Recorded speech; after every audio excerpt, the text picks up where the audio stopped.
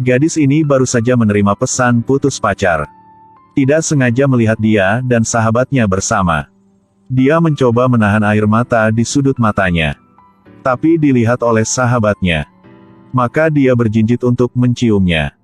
Melanggar kewaspadaan terakhir di hatinya. Setelah Dory melihat, dia tidak tahan lagi. Dia menangis yang menyedihkan di bas. Tetapi nggak siapapun menghiburnya. Tapi mereka membicarakannya. Tepat saat ini, seorang pria berlangkah ke arah Dory. Lalu perlahan melepas topinya dan mengenakannya. Ia mau membantunya. Ia tahu gadis tidak ingin orang lain melihat sisi lemahnya.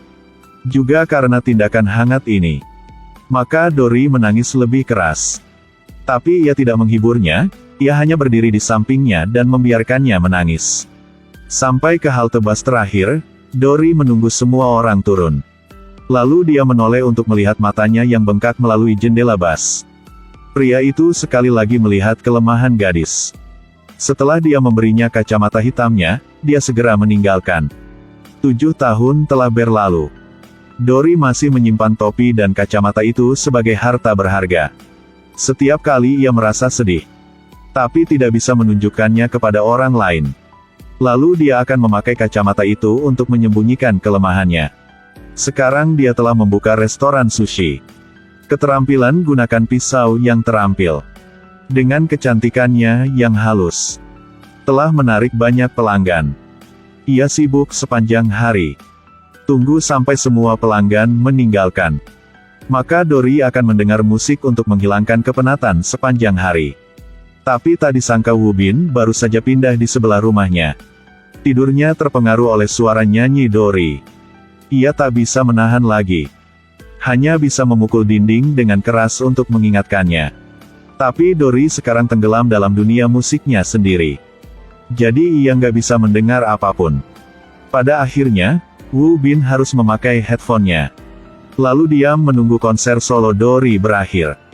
Malam besok, Wu Bin melihat Dory membawa barang-barang ke dalam rumah. Ia mau bilang dengannya tentang hal yang terjadi tadi malam. Tapi tak disangka. Perhatian Dory sekarang terfokus pada kotak yang dipegang Wu Bin di pangkuannya. Apa itu? Apakah itu pakaian dalam? Ia adalah pria. Namun dia memeluk kotak pakaian dalam wanita. Dia adalah mesum sih. Wu Bin menyadari Dory nggak peduli katakan yang ia bilang. Ia dengan marah berlangkah ke arahnya. Tapi Dory tiba-tiba menjadi panik. Dia melambaikan tangannya dan melempar kotak di tangannya. Tutup kotaknya tertiup angin. Para pakaian dalam dengan segala macam warna terbang di langit. Setelah Dory melihatnya, dia mundur selangkah ketakutan. Tapi tidak hati-hati menginjak bubble gun. Ia hampir jatuh. Untungnya, Wu Bin mengulurkan tangan untuk membantunya tepat waktu. Sama seperti itu, mereka berdiri diam di tengah langit gelembung air. Suasana romantis bercampur dengan sedikit rasa malu. Setelah Wu Bin pulang ke rumah, CEO perusahaan pakaian dalam sepertinya. Ia bisa menebak bahwa mungkin ia salah paham tentangnya. Pada saat ia ragu apakah harus menjelaskan padanya atau tidak. Di sisi lain, sahabat yang merampok kekasih Dory 7 tahun yang lalu ke tokonya. Meskipun ia kesini untuk mengantarkan kartu pernikahan. Tapi sebenarnya dia datang ke sini untuk mengejek Dory. Adegan ini tak sengaja dilihat oleh Wu Bin. Kamu dan pacarmu akan datang bersama untuk menghadiri pernikahan, kan? Apakah sampai sekarang kamu masih belum punya pacar? Dory, gadis yang paling cantik sekolah kita. Ketika dia di sekolah, dia disukai oleh banyak siswa. Gak ada. Ya, benar. Tidak ada kekurangan pria di sisimu. Setelah mendengarnya, ia sangat marah dan bergegas ke arahnya. Tapi Wu Bin menyeretnya. Sayang. Siapa ini? Perhatikan, gadis baik cantik maupun seksi ini. Sedang berlangkah yang percaya diri. Langkahnya terlihat seperti sedang berjalan di atas catwalk. Gak sama berjalan di pasar seafood. Ia hanya tersenyum saja. Bisa mempesona semua pria. Bahkan ada orang mengalir air liur berwarna kopi. Namanya Dory. Adalah pemilik restoran sushi. Keterampilan gunakan pisau yang terampil bersama dengan penampilannya yang cantik telah menarik banyak pelanggan. Meskipun bakat dan cantik, maka saat masih di sekolah, ada siswa gunakan alasan konyol untuk putusnya. Tanggal kelahiran, nasib. Kita putus hanya karena tanggal kelahiran yang tidak sesuai, kan? Ibuku bilang sepertinya. Inilah hal yang penting. Ini juga semacam kursus statistik. Apakah kamu juga mempercayai katakan ini? Kalau enggak, harus berbuat apapun. Apa aku harus mati untuk mencintaimu? Enggak, hal itu enggak pernah terjadi. Mengapa kamu dan aku saling mencintai, kamu harus mati? Ibuku bilang gitu. Setelah mengatakan, ia meninggalkan. Maaf, ibuku memanggilku pulang. Sampai jumpa. Lalu ia segera meninggalkan. Hanya menyisakan Dory yang bingung. Tapi hal ini memang tidak sesederhana. Keesokan harinya, dia menemukan ia mencium sahabatnya. Dory menangis dengan kesakitan. Pada saat ini, seorang pria ke sampingnya.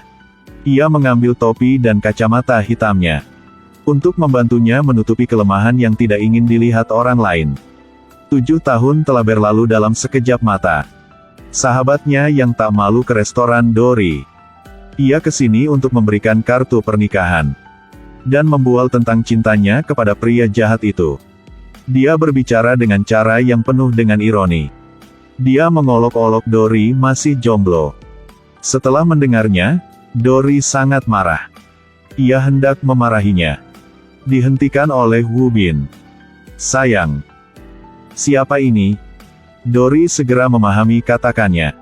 Dia segera melingkarkan lengannya di lengan Wu Bin. Kemudian mulai menunjukkan cinta kepadanya. Kemudian dia memperkenalkan pacarnya kepada gadis itu. Inilah pacarku.